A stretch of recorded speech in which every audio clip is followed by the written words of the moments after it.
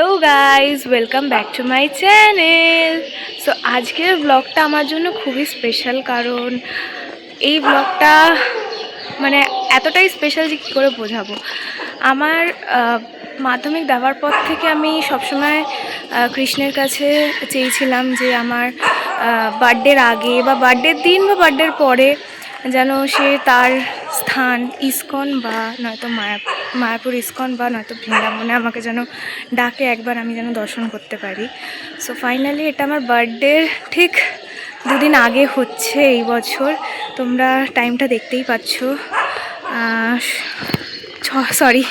ছটা বাজছে। অ্যান্ড আজকে 22 তারিখ, ফোকাস নিচ্ছে না যদিও। তো আজকে আমরা যাচ্ছি মায়াপুর ইস্কনে দর্শন করার জন্য। তো চলো, যেতে যেতে তোমাদেরকে দেখাবো, কিছু ক্লিপিংস নেব আর কেমনভাবে সমস্ত কিছু হচ্ছে। আসলে সামনের লোকজন দাঁড়িয়ে আছে ওই জন্য, আর আমার একদম এক্সপিরিয়েন্স নেই এরকম ব্লগিং করার। সো যাই হোক, যতটা হয় যতটা সম্ভব আমি করব। অ্যান্ড আমার কি ফিলিংস বা সমস্ত কিছু আমি তোমাদেরকে সবার সাথে শেয়ার করব।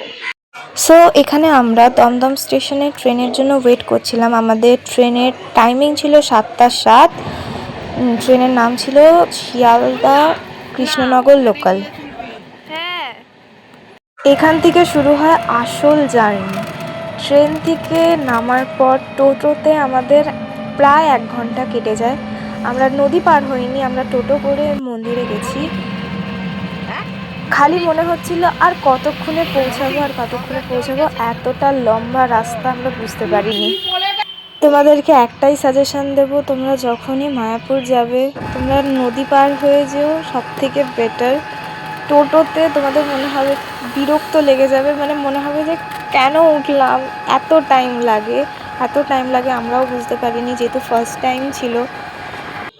তবে হ্যাঁ, টোটো করে যাওয়ার সময় একটা খুব ভালো জিনিস দেখলাম, এনারা সবাই মন্দির পরিক্রমায় বেরিয়েছিলেন। অ্যান্ড অনেকটা বড় মানে র্যালি মতন যাচ্ছিল, যেটা দেখতেও খুব ভালো লাগছিল, যেগুলো নদী পার হয়ে গেলে দেখতে পাওয়া যাবে না, টোটো করে গেলেই দেখতে পাওয়া যাবে। অবশেষে অনেক অপেক্ষার পর পৌঁছানো গেল।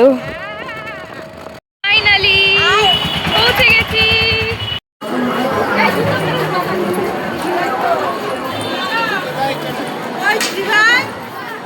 এবার ফাইনালি এন্ট্রি হচ্ছে।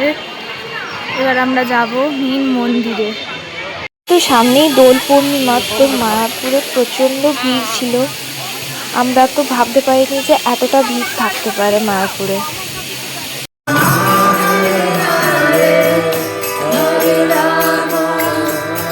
পুরো ঢুকেই আমরা ফার্স্টেই ভোগের কুপন কেটে নিয়েছিলাম, কারণ যারা এর আগে মায়াপুর গিয়েছিল তারাই আমাদের বলেছিল যে ভোগের কুপনটা আগে কেটে নিতে, দেন ভগবানের দর্শন করতে।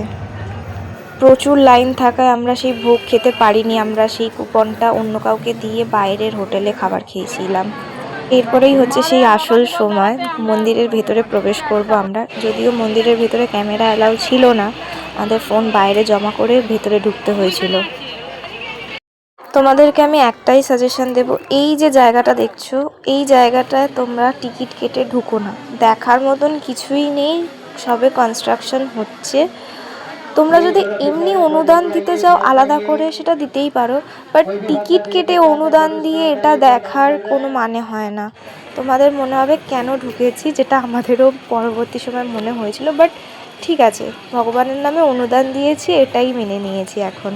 সো তোমরা কেউ ঢুকো না, তোমরা বাইরের আশেপাশে প্রচণ্ড বড় এরিয়া, ওখানে ঘোরো ফেরো, রেস্ট করো, ছবি তোলো, ঠিক আছে, কিন্তু ওই মন্দিরটা যেটা তৈরি হচ্ছে তার ভিতরে টাকা দিয়ে ঢুকো না। ব্যাকগ্রাউন্ড দেখে বুঝেই গেছো বাড়ি ফিরে গেছি। তো কিছু জিনিস তোমাদের সাথে শেয়ার করা ছিল, যেটা আমার মনে হয় তোমাদের সাথে শেয়ার করাটা উচিত। সেটা হচ্ছে, যখনই তোমরা মায়াপুর যাবে ট্রেন থেকে নেমে পারলে খেয়া পার করে, নদী পার করে যেও। ওটা তোমাদের তাড়াতাড়ি টাইমটা অনেক সেভ হবে, আর তোমরা অনেক ঘুরতেও পারবে। আর যদি তোমরা পুরোটা টোটো করে যাও তাহলে প্রায় 1 ঘন্টার উপরে জার্নি পড়বে। সো অলমোস্ট বাড়ির কাছে পৌঁছে গেছি, এবার বাড়ি ঢুকবো। খুব মজা করেছি, খুব ভালো লেগেছে। আমার ব্লগটা কেমন লাগলো অবশ্যই কমেন্টে জানাবে, আর অবশ্যই আমার চ্যানেলটাকে লাইক, শেয়ার অ্যান্ড সাবস্ক্রাইব করবে।